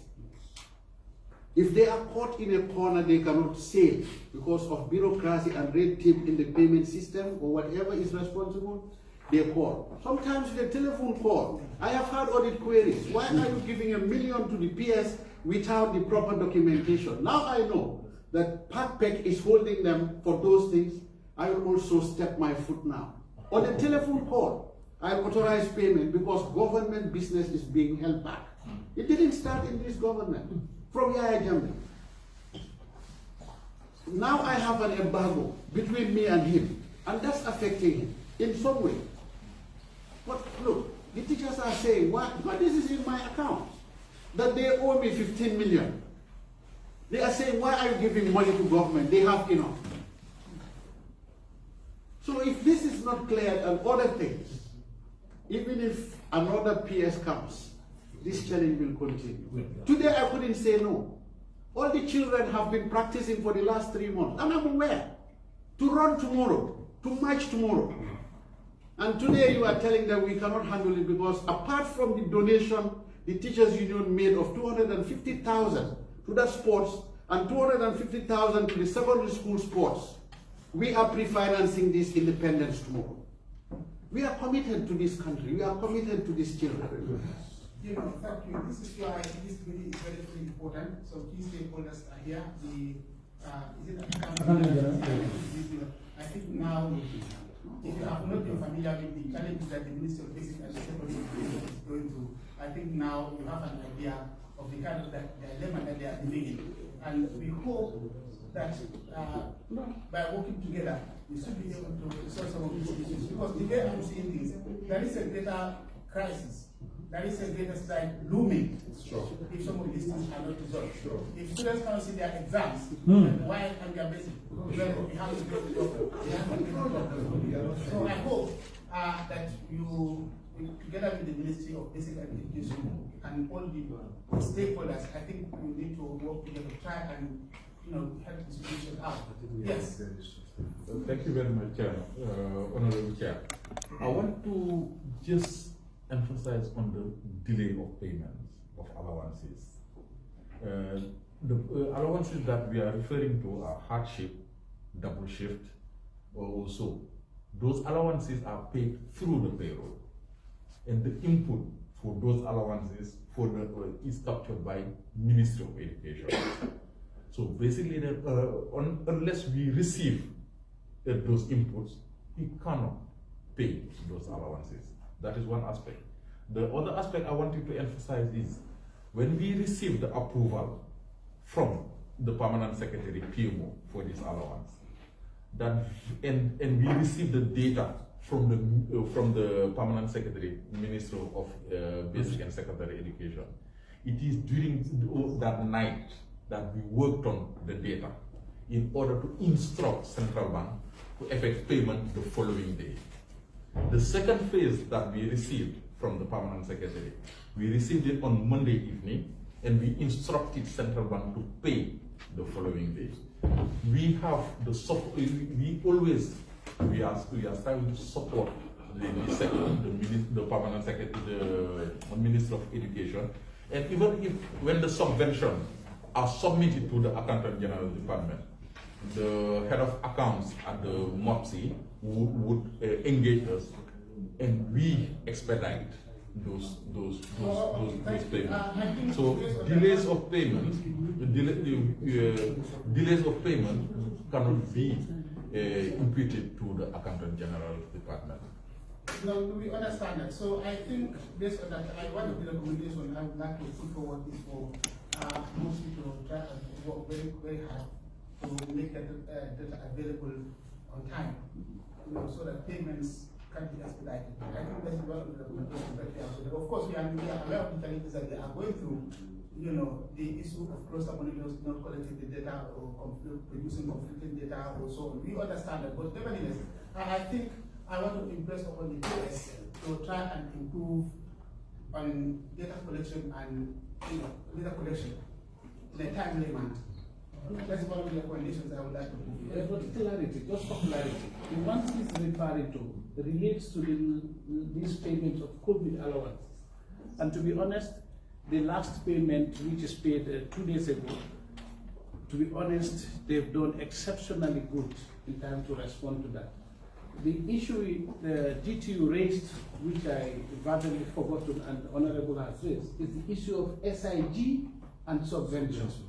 Subvention is for our board schools, those that are subvented. That is coming late and it's salary. That should be paid together with salary. Just like the proper government schools or those on government payroll are paid. If they are paid the same day, there will be no issues. But they are paid 5 days, in some cases a week after. And that is another challenge that really aggravated these teachers to put down their tools. So SIG and subvention, they are very key. So that is going to be one of the recommendations that you are going to submit.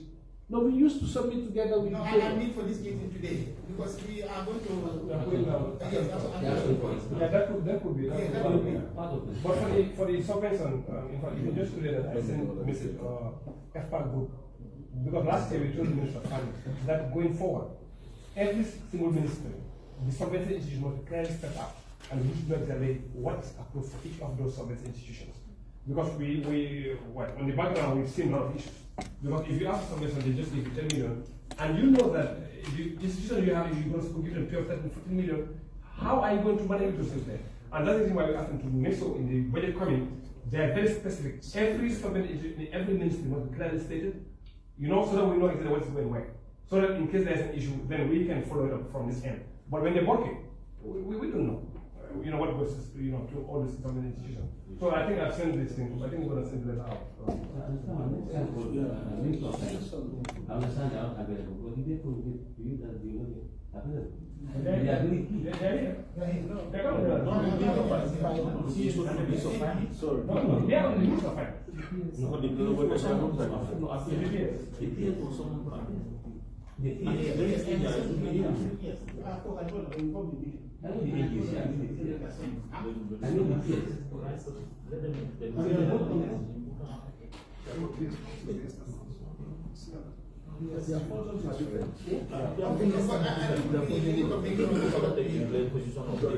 Yes.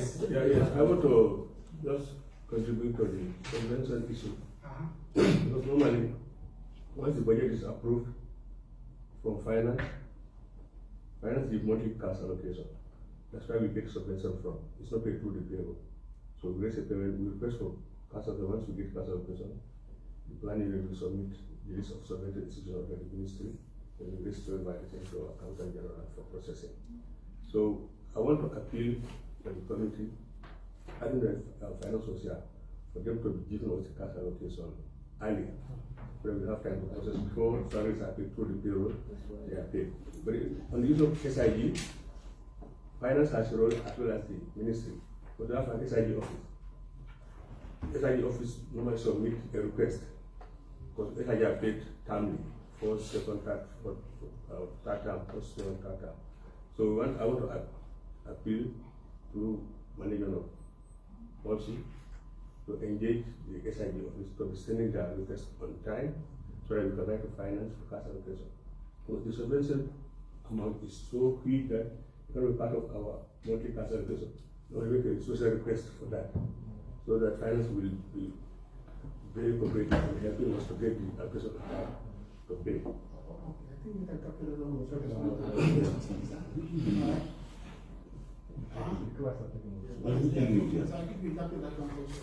So any other recommendations from your end? What would you like to the areas, the mention also the areas that the ministry know. The areas. White areas. What areas? Well, no, you do white.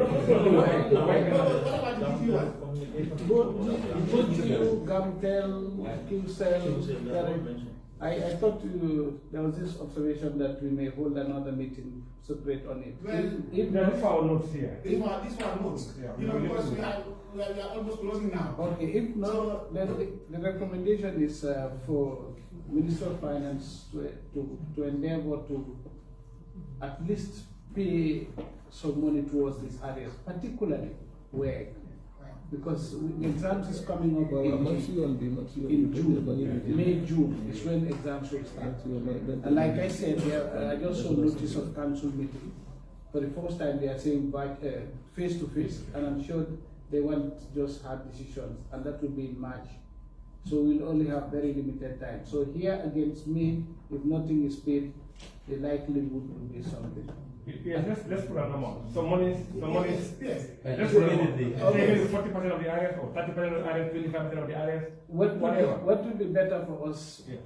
They requested 50%, but if you can pay 40%, that will be good enough. Okay. So that it minimizes the whole. Okay, let's put 50, then when you want to negotiate, we go down. Yes. Mr. But you are not here.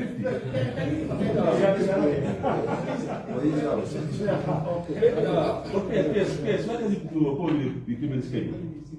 The first is to no, I think the responsible finance. 40% in January, 40% in December. Is me. I think in addition to that, I think finance also start honoring the annual payments. Because like, for example, if you are supposed to pay 50 million as an annual contribution and you are only given 10 million, so obviously the areas will accumulate. So now I think if there's a payment plan, then obviously by the time you are clearing your areas, you should also be honoring your annual payment. So that within a stipulated period of time, you would have cleared up your areas. But if you are clearing your areas and it is accumulating annually also, there's a tendency that you will hardly complete paying your areas. I think there are areas, even here, there are areas here. I'm not there are areas. The increase. Yeah, and it's going to multiply. Spread out and over. Yes. Before you come on, yes. How soon are you going to have your submission? You will get it Monday. If tomorrow was work, you will get it tomorrow. Yes. If tomorrow was work, you will get it tomorrow. I can assure you, it's just to do the letter, the cover letter. The data is already compiled. Yes, you talk about all of the recommendations. Yeah, the recommendation. Honorable Chair, I just want to make this statement. It's not specific to the Permanent Secretary MOPSI, but it's a general one. It's specific to all of them, to all the vote controllers. Ministry of Finance would issue allocation on lump sum. They do not decide for the vote controller what to prioritize, what not to prioritize. So it is up to the vote controller to prioritize. But there has been this general tendency where Minister of Finance would issue cash allocation, and for some certain statutory payments, the vote controllers will not give them priority. They tend to leave them aside because they know these are statutory, government will pay anyway. So that has led to building of areas. It is a general problem across government. So when the Minister of Finance issues cash allocation, it is up to the vote controllers to prioritize. You know that you have a payment plan, then you prioritize. You pay something. But if you do not pay, if the PS is quoting 2004, areas from 2004 to the areas, so I think that one also may be for the committee. In fact, for all the committees of the House to take note of, because I mean you cannot create something that is not possible. So if the budgets are issued, allocations are issued, it's up to us maybe to squeeze at our end and prioritize, especially on the statutory obligation. Thank you. Yes, if I may ask, that lump sum that you are talking about. So sometimes, yes, it's good to prioritize, but it depends on the sum available. That's priority, but that's also urgency. You know?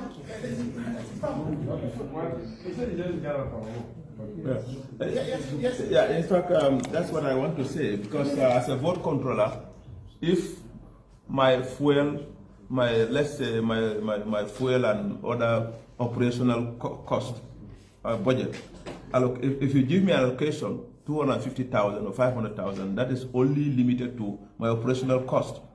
I will not think about paying areas to an international organization. So they give us limited allocation. An allocation that would not help me to even think about paying my debt.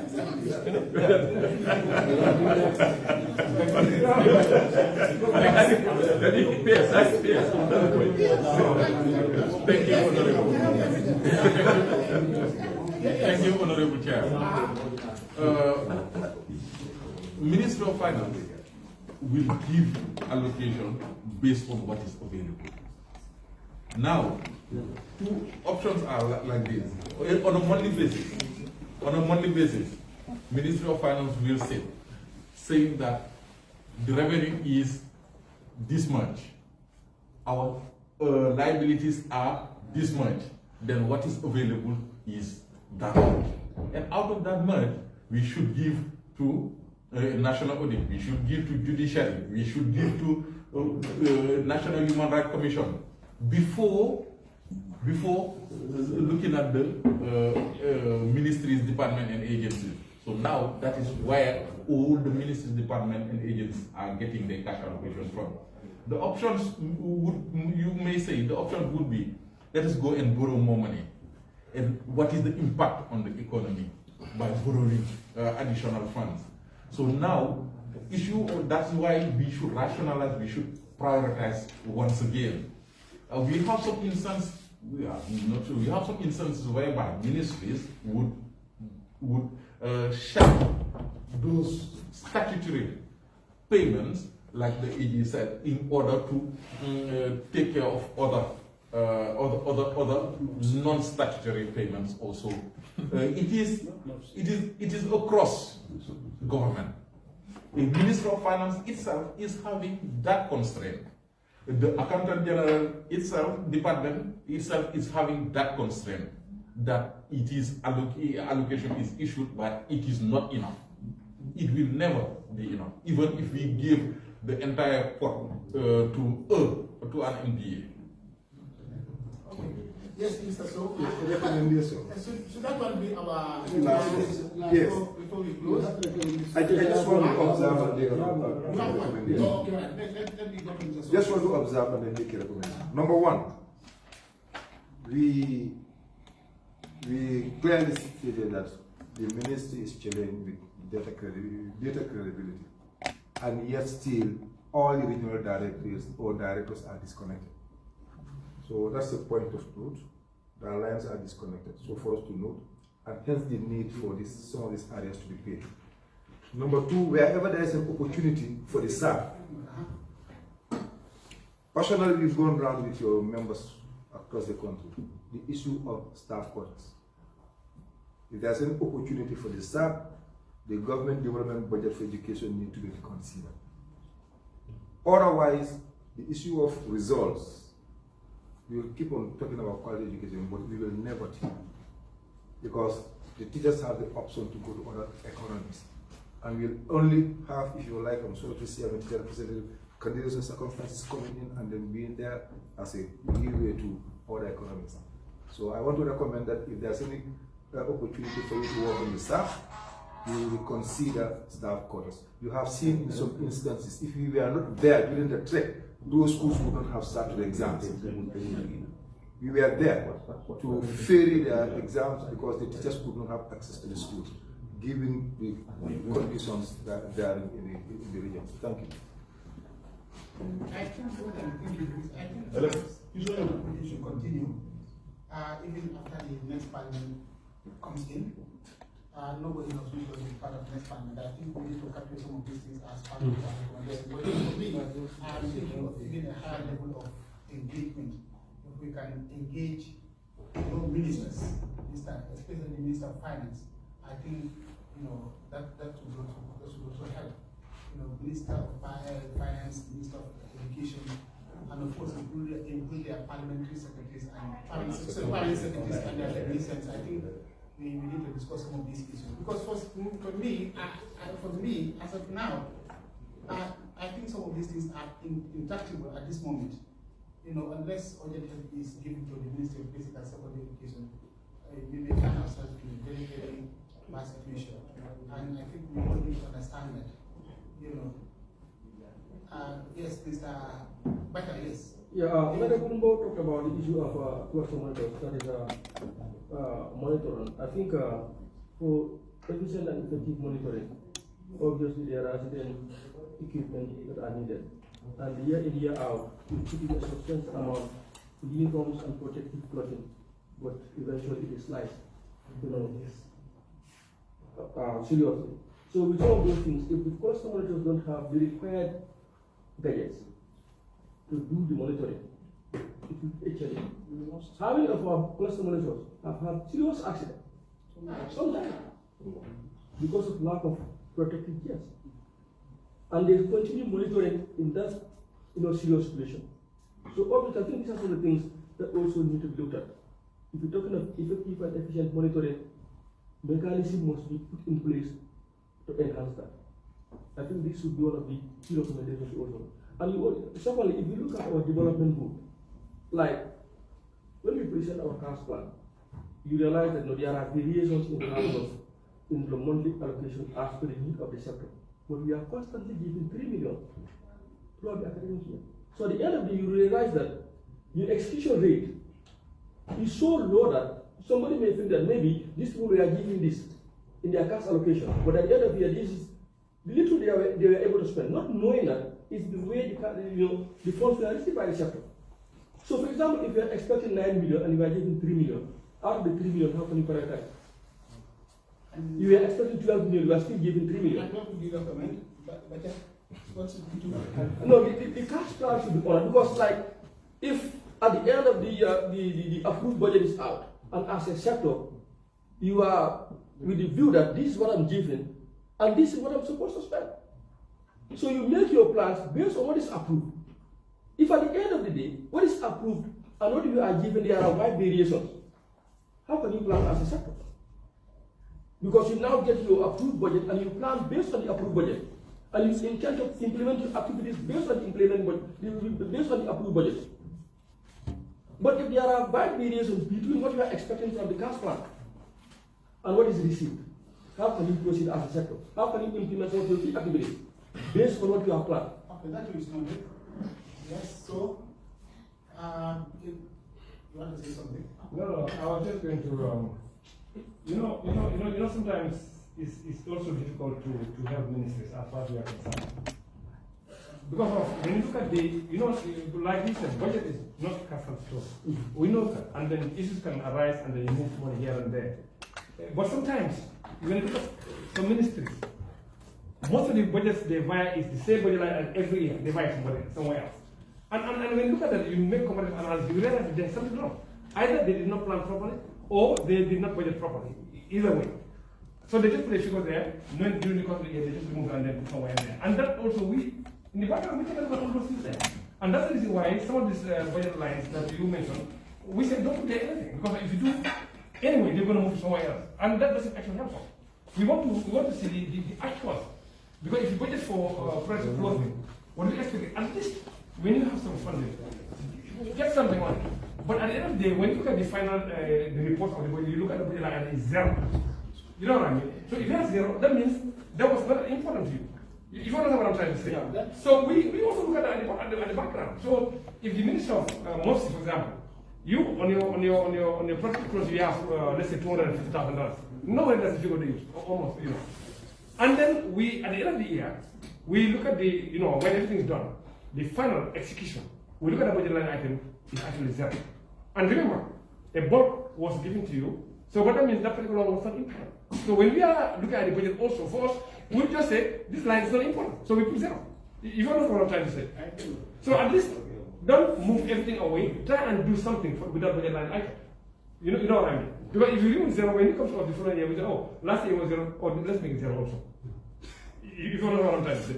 So let's do some activities on this budget line item. Recommendation to that. The recommendation would be, the Ministry of Finance should hold bilaterals, pre-bilaterals with every sector prior to the main bilateral, such that they will be able to understand what each sector has done over the period in terms of the funds that were provided to them for that current year.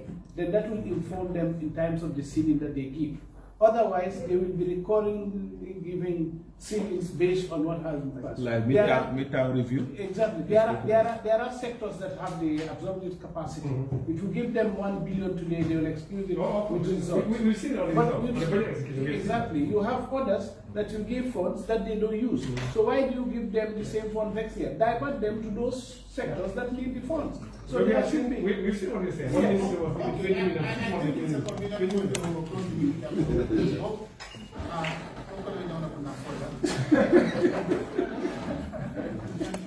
I think it's a very, very interesting meeting. People express their opinions frankly, and I think we have to understand issues clearly from all angles. As a committee, I want to assure you that as usual, we continue to provide the support where necessary and where needed actually. I have taken note of all your concerns. We will keep working on them. I have thought about another engagement again on some of these issues. I will seek leave of the Office of the Speaker to organize another meeting so that, because for us our time is ending. But I think I want to also have one more meeting with you so that we can address some of the issues that we feel are pertinent and have the record so that if we cannot, start working on them now, the department that is going to come after us will take up those issues because they are going to be filed. So I will try and work with the law and engage with the Office of Clerk and the Speaker to see if it is possible. We will write to you to invite you. So if you have not seen any letter, then you understand that it is not possible. Yeah, so I want to thank all of you for answering our call. We have been partners and have always answered to our call. Since, in fact, I've been telling people that one of the most responsive ministries, as far as we are concerned, is the Ministry of Basic and Secondary Education. In fact, this issue of data is a surprise to me. But since we started, they have been very proactive in giving us data. Mr. Bo and some of Honorable Bo and our committee members will attest to that. The fact that the Ministry of Basic and Secondary Education has been very, very proactive in terms of providing this data. Permanent Secretary, I want to impress on you to continue doing that. On that note, I want to close the meeting with a prayer.